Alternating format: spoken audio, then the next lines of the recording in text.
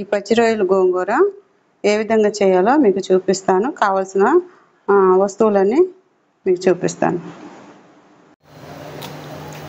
1 కేజీన్నర రొయ్యలు తీసుకున్నాను. ఈ కేజీన్నర రొయ్యలు ఎలా కడుక్కోవాలో మీకు చూపిస్తాను. ముందుగా ఈ రొయ్యల్ని మనం ఒక గిన్నెలో తీసుకొని కొద్దిగా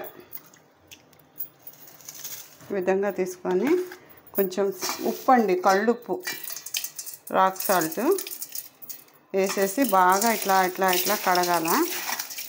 ఉప్పేసి ఇట్లా కడగడం వల్ల దీంట్లో ఉన్న ఇసుక నీరు మొత్తం పోతుందండి. దీంతో పాటే ఒక నిమ్మకాయ చెక్క కూడా తీసుకొని ఈ విధంగా పిండి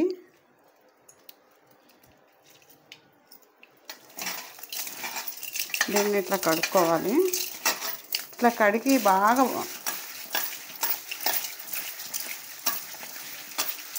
ఈ విధంగా తిప్పుకోవాలండి. బాగా కాసేపు ఇట్లా వదిలేయాలి.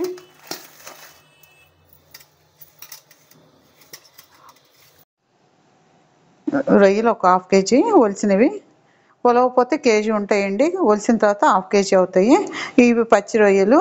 దీనికోసం గోంగూర, ఒక పెద్ద గోంగూర కట్ట, కావలసినవి ఉల్లిపాయలు, కరివేపాకు, పచ్చిమిర్చి ఎక్కువ తీసుకున్నాను ఎందుకంటే ఆకుకూరలో కాబట్టి మిర్చి ఎక్కువ పడుతుంది. పచ్చిమిర్చి, కొత్తిమీర, 3 టమాటాలు, నీసు వాసన పోవడానికి కొంచెం అల్లం వెల్లుల్లిపాయ పేస్ట్, ఇంకా కారము, ఉప్పు, పసుపు, నూనె కామన్. గోంగూర రొయ్యలకు కావాల్సిన దానికి మనం ఒక 2 స్పూన్స్ ఆయిల్ తీసుకోవాలి.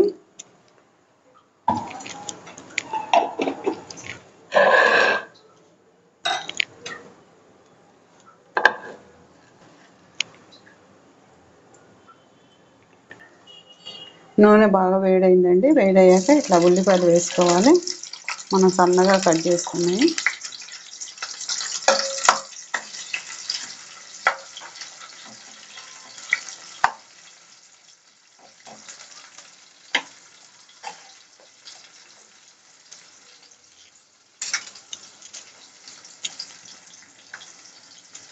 పచ్చిమిర్చి కూడా వేసుకోవాలి కట్ చేసుకొని.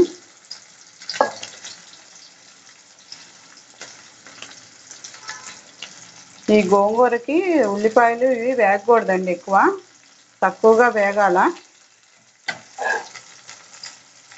మామూలు కూరలకైతే బాగా ఉల్లిపాయలు ఎర్రగా వేగాలి, కానీ గోంగూరకి, రొయ్యలకి ఎక్కువగా వేగకూడదు.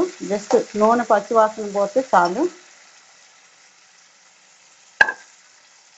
దీంట్లో అల్లం వెల్లుల్లిపాయ పేస్ట్ కూడా వేస్తున్నాను 1 స్పూను.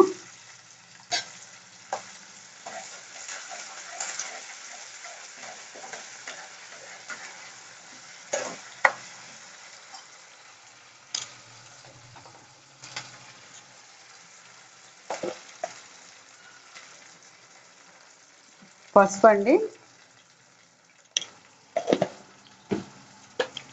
1 స్పూన్ సాల్ట్ కూడా వేసుకోవాలా, ఉప్పు రుచికి తగ్గట్టు.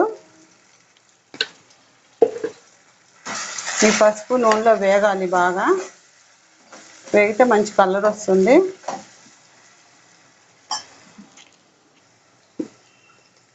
దీంట్లో రొయ్యలు కూడా వేసేయాలి ఇప్పుడే.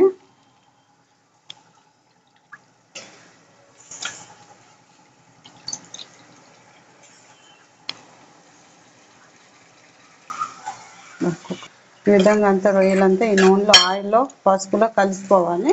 కలిసే దీంట్లోంచి వాటర్ వస్తుందండి. వాటర్తో కాసేపు పెట్టాలి, ఒక 10 మినిట్స్ నూనెలో వేగాలి రొయ్యలు.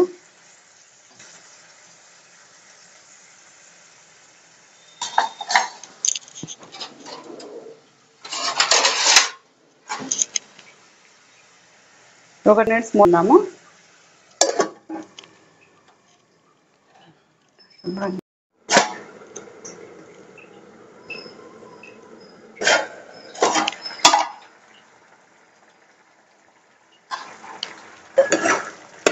బాగా నీరు వచ్చిందండి రొయ్యల్లోంచి. ఇప్పుడు దీంట్లో కారం వేసుకుందాము. కొంచెం నీసుది కదండి రొయ్యలు, గోంగూర, కొంచెం కారం ఎక్కువగానే వేసుకోవాలి.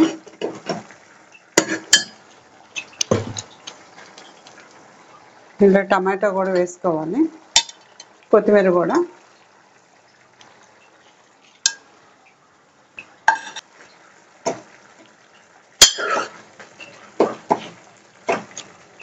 ఇది బాగా టమాటా కూడా బాగా ఉడికాక అప్పుడు గోంగూర పెట్టుకోవాలి. మరొకసారి చూపిస్తాను మూత పెట్టేసి. ఒకసారి మూత తీసి చూసుకుందాము. కొంచెం వాటర్ ఉంది. ఈ వాటర్లో గోంగూర పెడితే ఇంకా నీరు ఎక్కువ అయిపోతుంది, ఎందుకంటే గోంగూరలోంచి కూడా నీరు వస్తుంది. కొద్దిగా నీరు తగ్గాక గోంగూర పెట్టుకుందాం. ఒకసారి మూత తీసుకుందాము.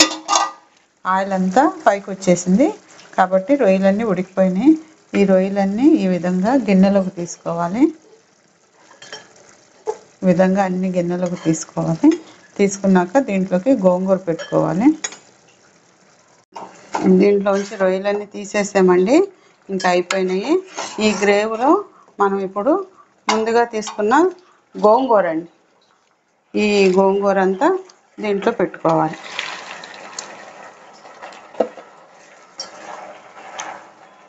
ఈ గోంగూర కడుక్కునేటప్పుడు 1-4 సార్లు కడుక్కోవాలండి, ఎందుకంటే గోంగూర ఎక్కువ ఇసుక నేలలో పండిస్తారు.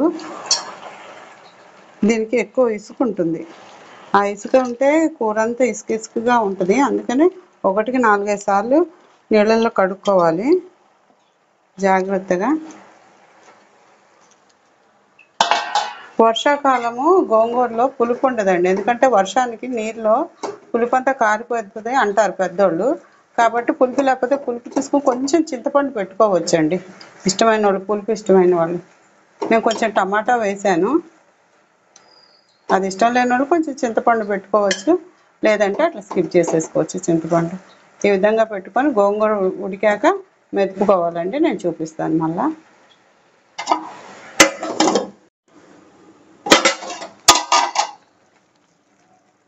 గోంగూర ఉడికింది బాగా, ఇంకా కొంచెం నీరు ఉందండి. నీరు కూడా పోయే వరకు ఉడకబెట్టుకున్నాము. బాగా తొందరగా ఉడుకుద్ది గోంగూర, కొంచెం ఈ నీరు కూడా ఇనికితే ఇంకా బాగుంటుంది. నీరు తగ్గే వరకు ఉడికించుకుందాము.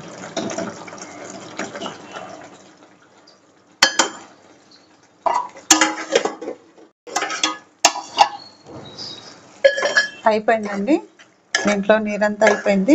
ఇక మనం పప్పు గుత్తేసి మెతుపుకోవడమేనండి. మెతుకొని ఒక డిష్లోకి తీసుకోవడమే.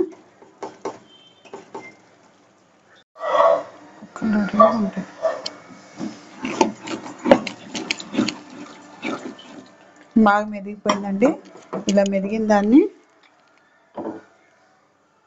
దీంట్లో ఈ రొయ్యలన్నీ వేసుకోవాలి. ఇంకా వేసుకొని కలుపుకోవాలి. గోంగూర పచ్చి రొయ్యలు ఇక అయిపోయిందండి. ఇది మీరు చూసి లైక్ చేసి సబ్స్క్రైబ్ చేసి బెల్ కొట్టండి, షేర్ చేయండి మీ ఫ్రెండ్స్కి అందరికీ. ఇది మొదటగా చూస్తే సబ్స్క్రైబ్ చేయండి మా ఛానల్ని, మమ్మల్ని ఎంకరేజ్ చేయండి.